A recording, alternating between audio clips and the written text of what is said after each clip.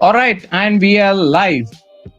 Hey everyone, and welcome back to this week's Aslan's Crypto Chats. Well, in this week, I'm going to speak about crypto villages, and we also have a special guest from the crypto villages team who will be joining us shortly. Andy, who is the COO, the Chief Operating Officer of the project.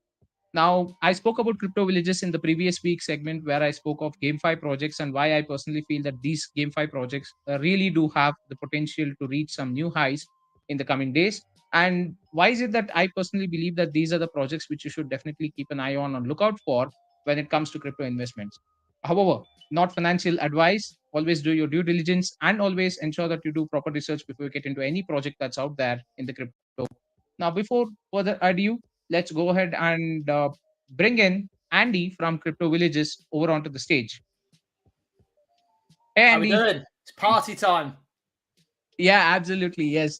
I am stoked because it's like, quite a bit of time that I wanted to cover Crypto Villages specifically as such because I've been speaking to Mitch from quite some time and yeah, finally we did get the time and date. So how's it going? Yeah, all good, all good. So you can see I'm in my front room. That's my little girl's that side, my little girl's house. So yeah, just chilling with the Mr. Aslan. Awesome. Awesome. And I do see the wallpaper out there for Crypto Villages.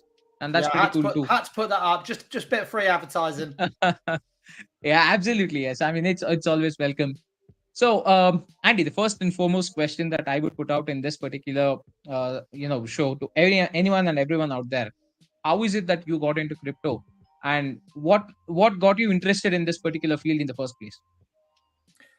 Yeah, so basically, I have worked for some big corporate companies in London, back in the UK. I'm from UK, obviously. You can see my display name's Andy. And basically, I went through a number of different transitions, ended up running my own company, and then kind of got recommended crypto from a friend. And I started doing some trading on Binance, which most of us get, kind of start in those kind of fields, and then moved into the MetaMask world and kind of just started exploring through those avenues. And I've always been interested in sort of, rather than just buying a coin, there actually being a use case. And I started to get crypto projects that sort of were games. And I found like I was investing. And then basically they were saying they would do a game. There was no game, or it'd be in development for 6 to 12 months, and it didn't happen. So I moved to the next gaming project and the next one and the next one. And after about 10 of them, obviously, I realized that the gaming sector had massive problems. So I sort of bumped into Mitch, who's our CEO, and kind of ended up where we are now at Crypto Villages. Wow, that's awesome. And this is something that I actually have quite a bit of a strong research on in terms of people getting into crypto in the first place. They all start off with centralized exchanges, and that's how they initially go in. I mean, it's kind of similar to how you trade stocks when it comes to centralized exchanges, right? It's far more easier on the uh, KEX platforms rather than getting into the decentralized section. So, did you find any actual difficulty moving from a centralized exchange to decentralized exchange, or were you kind of well versed with your research before you got into the DeFi space? Yeah, so when I first started on like the Binance platform, for example, I had the app on my phone, was using it no problem, kind of bought coins, sold coins, was not very good at it. I lost money. I don't think I ever made money in doing it. But the thing that always put me off kind of going into the other world, I was never sure about kind of how to get a MetaMask wallet. Was it safe? I felt safe on Binance. Binance kind of made me feel like, my money there was protected. They had all my ID. So yeah, it was very, very difficult for me to transition from your normal centralized exchange to your decentralized. And I still think that's a massive problem in the space. So I think with the education of, YouTube, obviously people like yourself trying to obviously help people get into the space is a massive thing. And I know with Crypto Villages, for example, we are doing that. We've got many people that are coming into Crypto Villages and they've not even been on a centralized exchange. They are literally just coming into the decentralized side, first of all, because it's the only way you can get in. So I think there's a lot more information than when I got in about a year and a half ago. So, yeah, it's a lot more sort of easier, I think, now. But back then when I started to get into it, it was very, very frightening, if I'm being honest, because I didn't feel like when my money was in MetaMask, it was safe.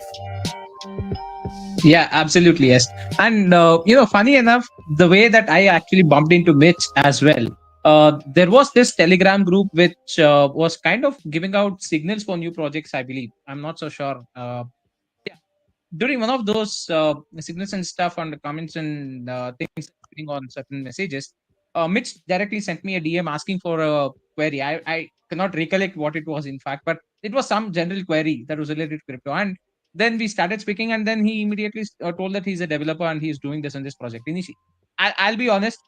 Initially, I mean, you do have these kind of marketing messages and all that stuff. That's the notion that I initially got. But then once he told me about the project and once he actually introduced me to what actually is going on, he gave me the link to the site, the pre-sale stuff and all the things. As and when days progressed, I was really interested.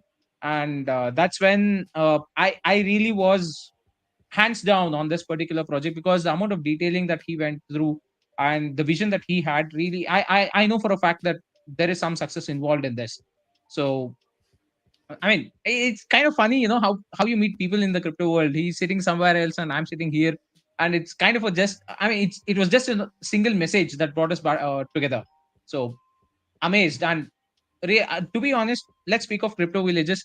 The first and foremost thing that I can actually correlate to is Age of Empires 2, and Yeah. I've been speaking about this for quite some time. So, and that is one of my favorite games.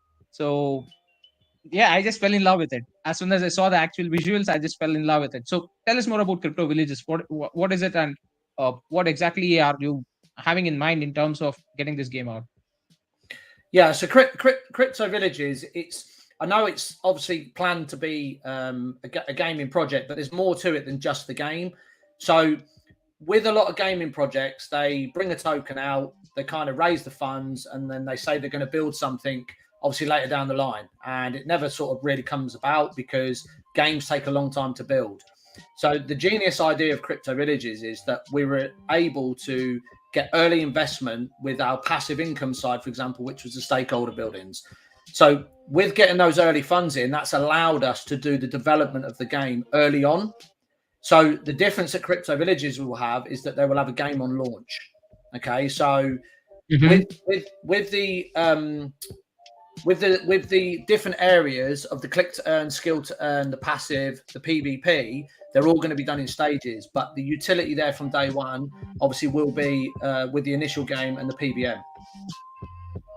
Wow, I mean, that's something that really it was missing, I would say, because lately I know we have seen in the bear market how many have actually survived the crypto projects per se, and how many so-called false promises and so-called moons, Mars, and other galaxies have actually gone to be shit coins.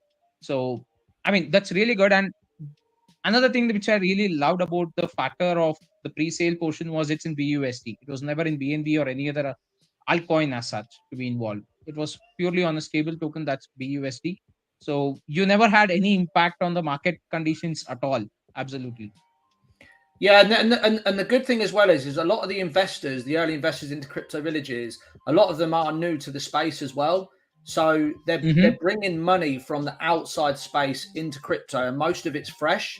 So the BUSD side of it was an absolute no-brainer, because if they had invested early on into BNB, for example, you've seen the price has obviously gone down. So therefore, that would have Yeah. been a risk to the project. We'd have had less funds to obviously pay for development, and the relevant people to achieve where we've got to today. So the BUSD was the game changer, and I think when projects are building stuff, I think they need to probably take note to try and use more stable coins than trying to fluctuate with an asset that goes up and down all the time. Yeah, absolutely. Right. So let's get in a little more deeper on the crypto villages part. I mean, I'm really a person who digs deep into certain white papers, and I'm a person who likes white papers which are lengthy and elaborate with all the details as much as possible included in it. Not the kind of a two-page paper where they have a list of this is what we are going to do, and as against just a tick mark. And what do they usually contain? They usually contain launch in Telegram, launch in first centralized exchange listing, and NFT marketplace, as well as the game itself. So I mean, apart from that, there is absolutely nothing in terms of white paper. But this particular white paper, let me just quickly share this tab. Where is that? Yeah, it's very complex. Yeah, and I love complexity. Uh, as long as it contains that much complexity, you know for a fact that you have actually been a well thought decision has been taken in terms of the entire project itself, and you've gone into the depths. I mean, that's what really shows the commitment of the team towards the project, in my opinion. And if I cut all the currencies that they have planned, the tokenomics and stuff like that, that ideally comes in, especially this distribution that is actually going on as well. It's like it's mind blowing for me. I'm very happy Yeah. with the way that it's actually put out.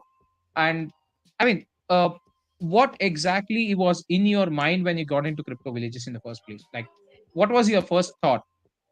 What, when I first got into Crypto Villages? You mean about the game or just where it was kind of Yeah. heading? Because obviously, for myself personally, I came in later to the play. Mm-hmm. So obviously, in the early days, it was Right. Mitch and Nick kind of put the idea together. They kind of took step by steps. Slowly sort of started bringing people to the community. So when I first came into Crypto Villages, the first thing I looked at was the community.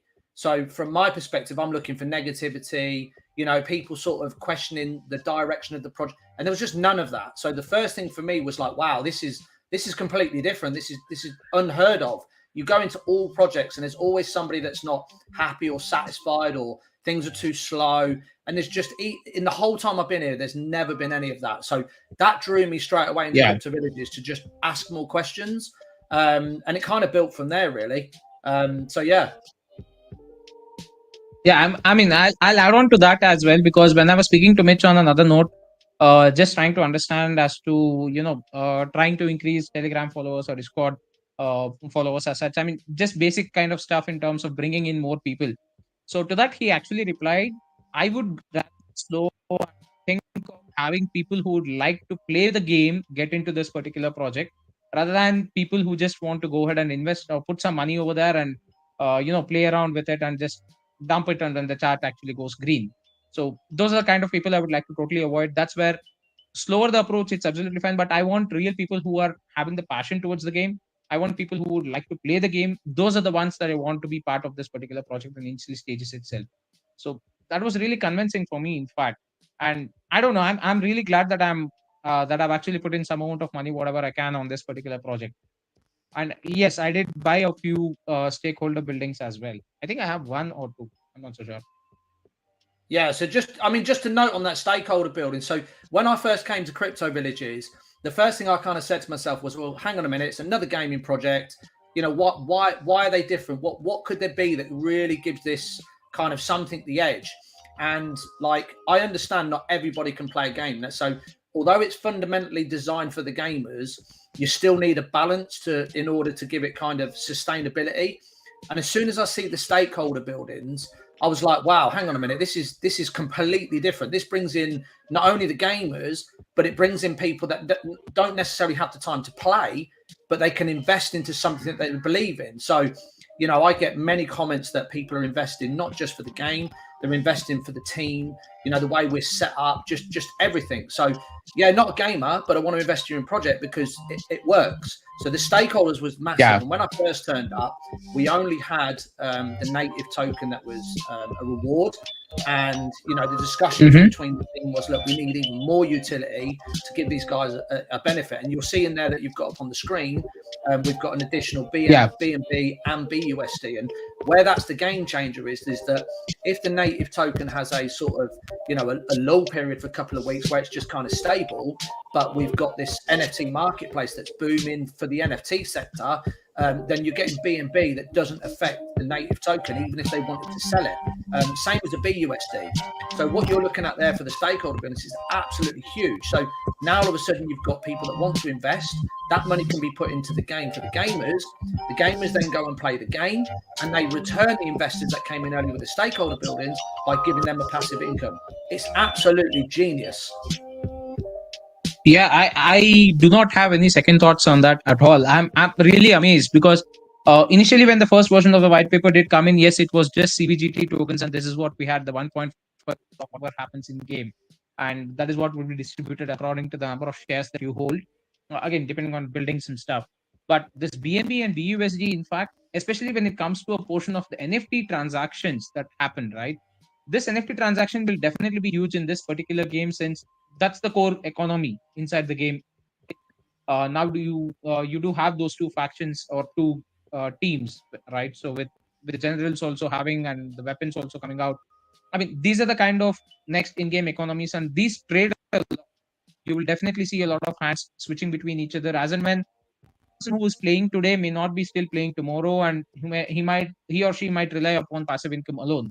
So in that particular case, they would definitely go ahead and sell their NFTs to anyone else who would be interested in playing the game or buying those and using them in game, right?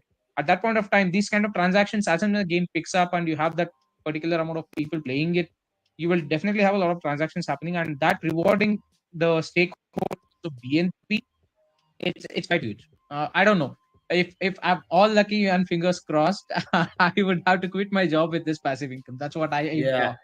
But yeah, let's see. Just to give you some alpha on that as well, just because you see those three things there, that doesn't mean the stakeholder buildings will be limited to those.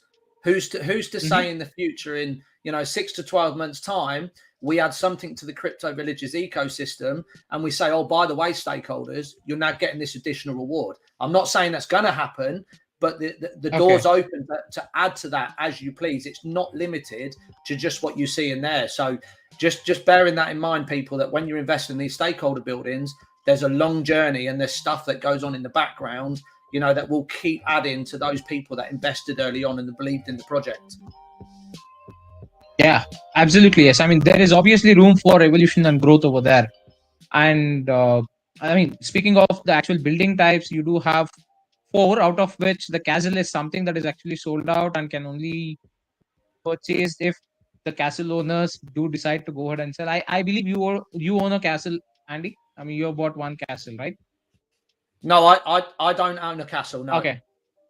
Yeah. Okay. The castles are very unique, and it will become clearer, obviously, at a later stage how important those castles are. But just to mention on the stakeholder buildings as well, the other great thing with it is that if down the line you decide that you want to sell it or move on, you've got the option to be able to sell that on the market or hand that to somebody else in the future as well.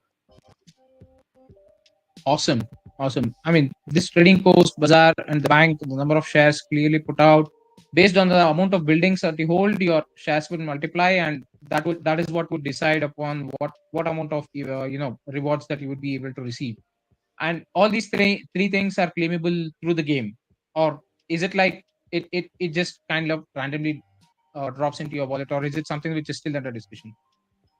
No, yeah. So with the native token, for example, that will come from the marketplace sales transactions, and they will be dropped into the system, and you will just hit, at this moment in time, you will hit a claim button. If you want to do that once, twice a week, it will be transferred from the in-game currency to the native token, and then obviously you can keep that in your wallet, or obviously sell them as you please. And then the BNB rewards and the BUSD, they will be dropped in automatically from the transaction. So the way you get the BNB rewards is from our NFT collection. So when the NFT marketplace goes live after the game's launched, every transaction of an NFT that's sold, you get a dividend, obviously, of that sales tax, which is 4%. And it will be same on the BUSD side for when, obviously, we do the battle passes, which will be at a later stage. Wow. I'm really excited to play the game. In fact, I mean, forget the passive income portion aside, forget the crypto side of actual things that are going on. But I'm intrigued as to how the game would be. Like I told you earlier, I'm an Age of Empires fan and I'm a gamer myself, so I would love to play a lot of games especially these strategic kind of games. And I mean, having the deciding factor and having that option of even PvP, the player versus player mode, wherein I really love the design. In fact, that is something that I want to actually go ahead and quote over here. The player versus player mode actually has the option where you do not even lose, even if lose, you get something. Okay, you get rewarded something. I would put it this way: even if you lose the battle against each other, right? So that's something.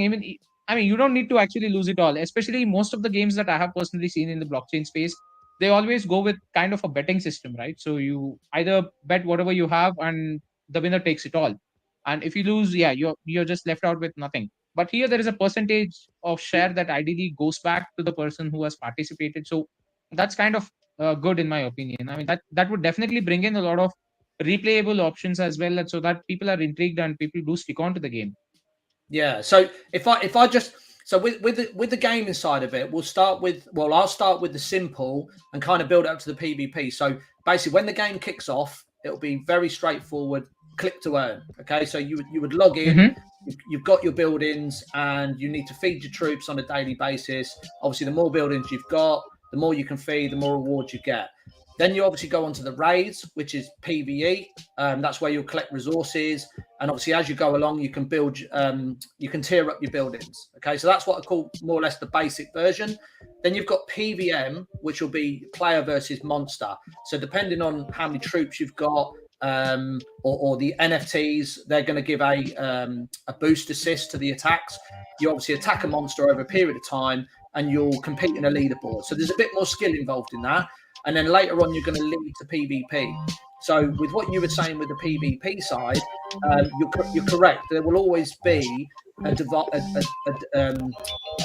between both players. So the way that would work, to give you the easiest example, would be, say, for example, you had 100 troops and I had 100 troops, and you defeated me and I had 20 troops left on the winning side. I would get X amount of percentage because I've obviously beat you, but I only had 20% of my resources left. Now, if I fought you and I had 90% of my troops and beat you comfortably, the reward would be divided more because I've obviously beat you a lot more comfortably than you wouldn't. So what it does is it balances the skill set in terms of, like, if I went against you and you was really good and I was really good, but I only just tipped you, that balance would be divided. So although you've won, it was very close game, and that's kind of where you get the balance that somebody can't just pay to win kind of thing. That's where the strategy comes into it, and that's what is going to set Crypto Villages apart. It's not just a kind of, you put in, you win, that's it, the other person loses. And there's also going to be a number of ranked matches you can play, so you can't just do everything in one day and absolutely go and, get all the best points and everything. You have to do it on a regular basis, which is what gamers would do, versus the people that just want to invest, play, don't see you for 2 weeks and come back. You're not going to be able to win or get the overall top of the leaderboard by doing that. You're going to have to regularly play. So all these things have been designed to kind of create that sort of atmosphere for the real true gamers. And they're the ones that will end up being rewarded and being sort of top of the leaderboard. Absolutely, yeah. I mean, it's amazing. This is why I said, when you actually get into the in-depth concept of knowing the game economy actually plays a very, very vital role when it comes to any crypto projects in the GameFi space. I mean, we all know of how Axie Infinity blew up and how it actually has gone now, mainly because of the game economics failure. Yes, initially they did have not put in so much of thought, but essentially we have come to that, okay, when any GameFi space, you need to have that long-term vision in place. Until and unless you are that kind of a project who is just here to bag some money and then move out to the next one, unless and until you want to sustain, you need to have that economy running, and you need to make it self-sufficient, right? You do not need to have people freshly putting in resources to probably keep the project alive. It should start feeding itself, and that kind of economy that is being built will definitely ensure the sustainability of a project, will definitely ensure the longevity of the product, and as well as give you that option of people getting into it and understanding how it actually works. And since all are winners, they would definitely be happy to go ahead and play it once again, right? So you always have that, and that strategic element that you actually told, for the true gamers who are planning to experience the actual game and trying to use their skills rather than that pay to win concept, it's a definitely big plus point for them as well. Yeah, I think the other thing as well, which I found with Crypto Villages, which is why I personally love and spend so much time on it, is that there's a personal connection as well. Now, in the crypto space, I think too many of us become sort of detached from the real world, and we live in this digital society where it's just about money. Now, what Crypto Villages does, it brings people together, and there's actually a relationship. So what happens is you start sort of playing with people and gamers, and it's almost like real life. Now, when I was younger, well, I'm not old now, but when I was younger, I did a lot of Call of Duty, for example. Okay, and the reason I loved Call of Duty was because I'd sit on my Xbox, I'd be on a headset, and I'd have 5 of my other friends in there, and we'd be talking, and it'd be like, he's over there, or this guy's going to attack you, or we go in together. I've just got this Right. vision that Crypto Villages is going to be on a live sort of stream chat. There's going to be X amount of us. It's like, for example, we've got the NFTs, you've got the Righteous team and the Fallen, and there's already a debate sort of in the community who's on the good side and the bad side. So for me, if I'm I'm the Righteous. So for me, I'm the good guy. I want everybody to sort of be on my team. So I'll be on the headset. Come on, guys. It's just that whole personal thing. And when someone feels like they want to be part of something, you then say to yourself, well, why do I need to sell the token? You're putting back into the game because you love being there. And I think that's another asset that Crypto Villages have got versus just these other games that go and hit big marketing, kind of come to our game, kind of sort of blow it up early. Where we've got to now is all organically been grown, and it's just another add-on to sort of why this will be different to everywhere else. Yeah, absolutely agree to that, because building a foundation is really, really important in any of the crypto projects, and not many people understand it. I mean, it has to do with the meme culture, I would say, because when the meme coins up and we had this NFT blow up also that happened last year, right? 2020 was a crazy year, in fact, right? I never imagined so many meme coin projects would come in, and I never imagined CoinMarketCap to have almost close to around 13,000 projects listed over there. It was like crazy shit. Okay, and every single day having opening dex tools, and I see almost like 1,000 new coins that are actually going ahead and trading, and then all of a sudden almost 500 are just gone, poof, right? So I mean, thinking of all those stuff, it's all about building that right kind of foundation, marketing and other stuff. Yeah, people ask about when marketing, when Binance, and when centralized exchanges. It's all kind of everything has a right time and right place, I would say. So at the right moment is when you need to decide upon going ahead with marketing. And on my job, I do market research. I do work for a market research company, in fact. So one of the biggest in the world, in fact. So I know how marketing actually works out, and what exactly works out when it comes to marketing. What are the costs involved? All this stuff. I mean, and it's kind of down the rabbit hole kind of a concept, wherein you can pour $1 million and into marketing, and you hardly can get $100 out of it, right? So yeah, let's see when it happens. It happens, and I'm happy. Yeah, I mean, touching on to marketing, I mean, we haven't done any marketing. All everything we've done to now is through networking and talking to friends, family, and then they pass it on to somebody else, and it's all been built up to where we are. If we went and done marketing, you would see people in the group for a fact saying, well, I've invested X amount of money. When am I going to make my money back? When's game launching? Why is it so slow? We don't get any of that because there's been no marketing to drive those investors in. They will come in. They will come in later. When the game's ready to launch and we're going, okay, there's some token up for grab. It's too late because all the proper people who are the gamers and investors, they're already here. So those guys that are turning up to the party later when the marketing comes, they're too late. So they're not going to be able to dump on anybody because they wasn't here. And it comes back to obviously just having the right people and right balance, to which we've been lucky to and we've got here now. Absolutely, yes. I would totally agree to that. And I'm happy and I'm glad that I got into this project a little early. That's all I would say. Okay, let's speak of the daily rewards. I mean, I had it in the back of my mind because this is something new that got introduced very recently, right? So this is something which I had seen in a couple of normal games, but never expected this game to actually have this. And that too, when you have this mechanism of having this number of spins based on the number of buildings and the NFTs that you actually have, that's pretty cool.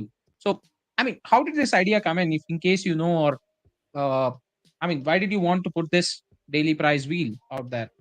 So this is one of many things coming, by the way. This isn't the only thing. That we've got lots of surprises to come, but obviously this one's been released. But what I've noticed in many games across the space is you can own 1 building, 2 buildings, 5 buildings, however it is, but people never got rewarded for sort of investing more money or time into the game.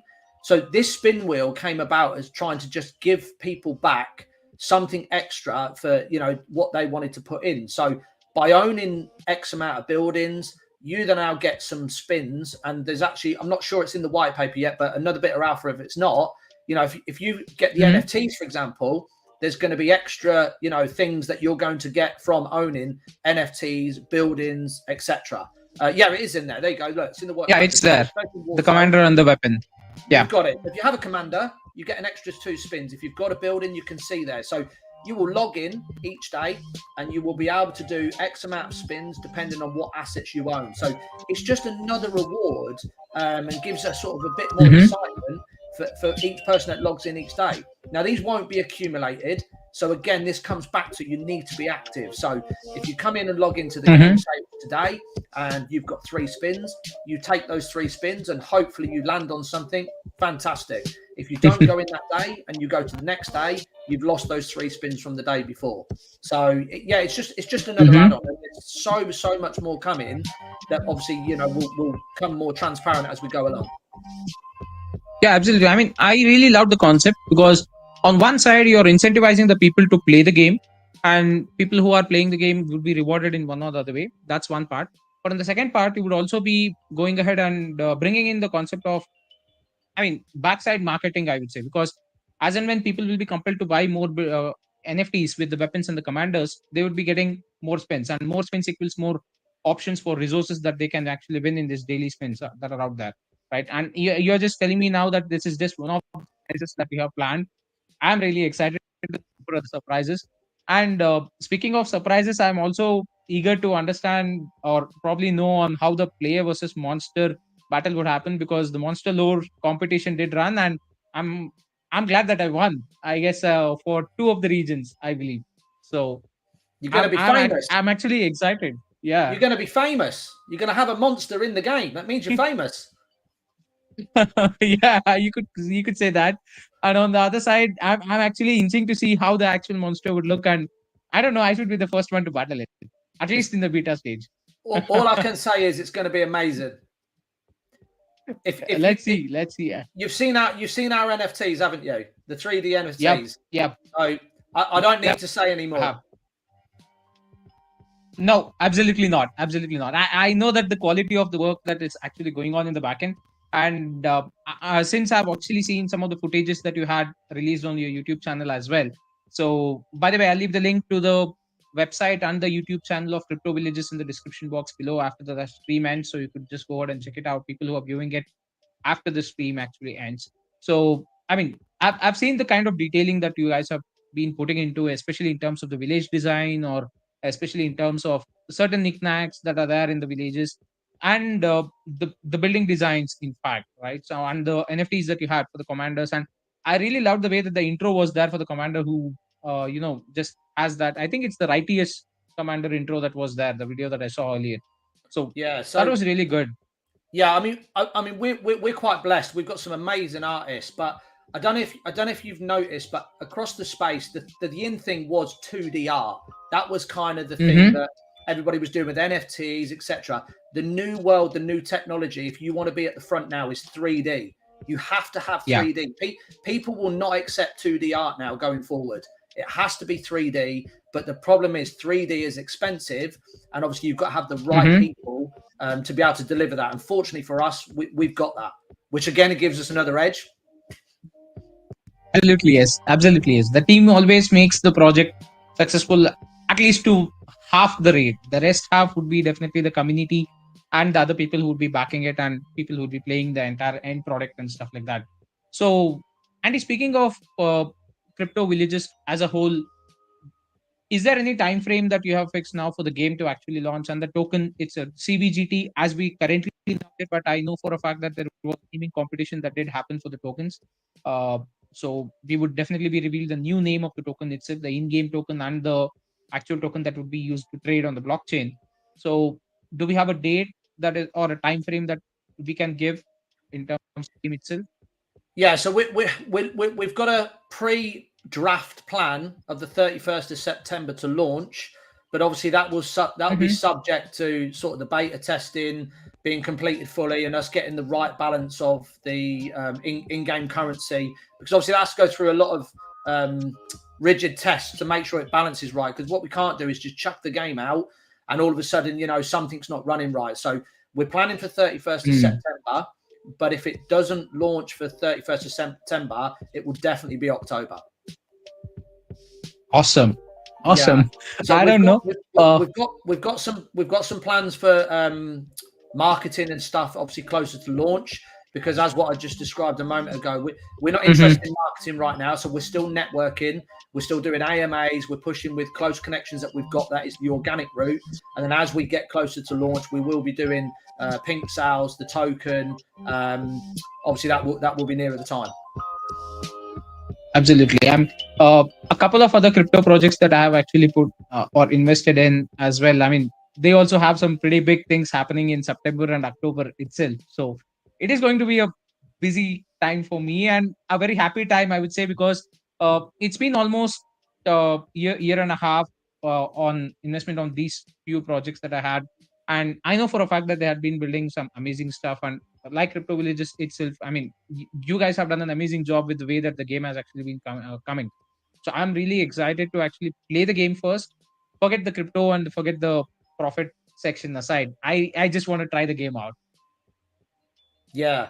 No, we're all buzzing. But the good thing is, even when the game comes out on day one, there's just so much to come that's going to keep just coming and coming and coming. People are just, yeah, if you think you're buzzed now, you wait till we're rock and rolling. Okay. You're pushing me off the seat a little more now. Awesome. All right. We are at the 36 minutes mark, Andy. So the one last question that I would like to put across to you in this section is, why is it that you want people to come over to Crypto Villages? I know we have discussed all the other stuff. That as an individual, I would speak of this as two parts. One, as a gamer, why should anyone play Crypto Villages?